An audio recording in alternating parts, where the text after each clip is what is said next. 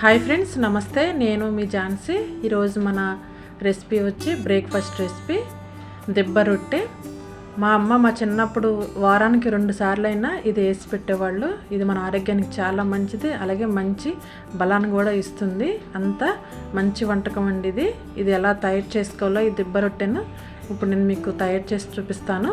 ఈ దెబ్బ రొట్టె తయారు చేసుకోవడానికి ముందుగానే మనం ప్రిపరేషన్ చేసుకోవాలి. రేపు మార్నింగ్కి మనం ఈ దెబ్బ రొట్టెను తయారు చేసుకోవాలంటే ఈరోజు మధ్యాహ్నం మనం ఇలాగ 1 కప్పు మినపప్పు, 1 కప్పు బియ్యము ముందుగానే మనం నానబెట్టుకోవాలి. ఎలాగైతే దోశలకి ఇడ్లీకి నానబెట్టుకుంటామో అదేవిధంగా ఇలాగ పప్పుని బియ్యాన్ని నానబెట్టుకోవాలి.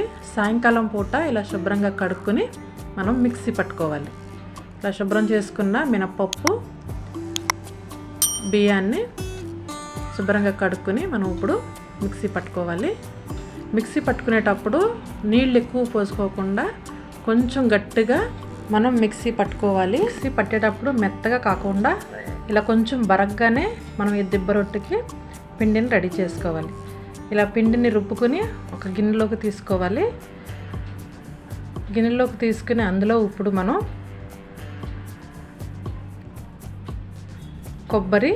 తురిమిన కొబ్బరి 1 కప్పు, అలాగే బెల్లం వచ్చి 1 కప్పు.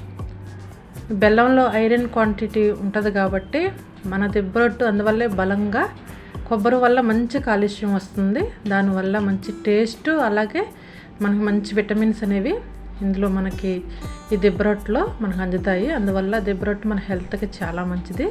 ఇలాగ అవన్నీ వేసుకున్న తర్వాత బాగా కలుపుకుని, ఇలా బెల్లం కొంచెం చిన్న చిన్న గడ్డల కింద ఉన్న రాత్రంతా అలాగే ఉంటుంది కాబట్టి చక్కగా కరిగిపోతుంది. ఇలా మూత పెట్టుకుని ఒక నైట్ అంతా ఉంచుకోవాలి. ఉదయం మనం దెబ్బ రొట్టె వేసుకునే ముందు చూసారా ఎంత చక్కగా పులిసిందో మన పిండి అనేది. మరొకసారి బాగా ఇలా గరిటెతో కలుపుకోవాలి. ఇలా కలుపుకుని కొంచెం గట్టిగా ఉంటే కనుక కొంచెం నీళ్లు పోసుకుని, అటు పలసగా కాకుండా ఇటు గట్టిగా కాకుండా మధ్యస్థంలో ఈ పిండిని మనం తయారు చేసుకోవాలి. చూసారా మన వీడియోలో చూపిస్తున్నట్టు ఈ విధంగా మన దెబ్బ రొట్టె కోసం పిండిని ఇలా తయారు చేసుకోవాలి. ఇప్పుడు గ్యాస్ పైన మూకుడు పెట్టుకుని అందులో ఆయిల్ పోసుకోవాలి.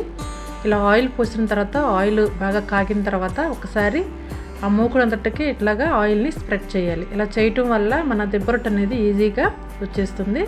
ఆయిల్ వేడిన తర్వాత మనం తయారు చేసుకున్న దెబ్బ రొట్టె పిండిని వేసుకోవాలి. వేసుకుని చిన్న మంట మీదే మనం ఉడికించుకోవాలి. మూత పెట్టుకుని ఉడికించుకోవాలి. చూసారా మన దెబ్బ రొట్టె ఆల్మోస్ట్ కింద కుక్ అయిపోయింది. ఇప్పుడు తిరగేసుకోవటమే. చూసారా ఎంత మంచి కలర్ వచ్చిందో.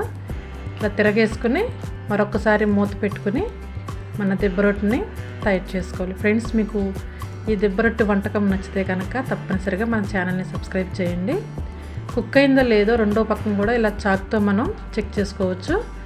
చాక్ కనుక ఏమి అంటుకోకుండా ఉంటే మన దెబ్బ రొట్టె తయారైపోయినట్టే. ఇప్పుడు ఒక ప్లేట్లోకి తీసుకుని మనం సర్వ్ చేసుకోవటమే. ఫ్రెండ్స్, మీకు ఈ వీడియో కనుక నచ్చితే తప్పనిసరిగా సబ్స్క్రైబ్ చేయండి, లైక్ చేయండి, షేర్ చేయండి. మన దెబ్బ రొట్టె మాత్రం చాలా బాగా కుక్ అయింది. ఇలాగా కట్ చేసుకుని తినటమే చాలా బాగుంటుంది, చాలా హెల్తీ కూడా. మీకు నచ్చితే సబ్స్క్రైబ్.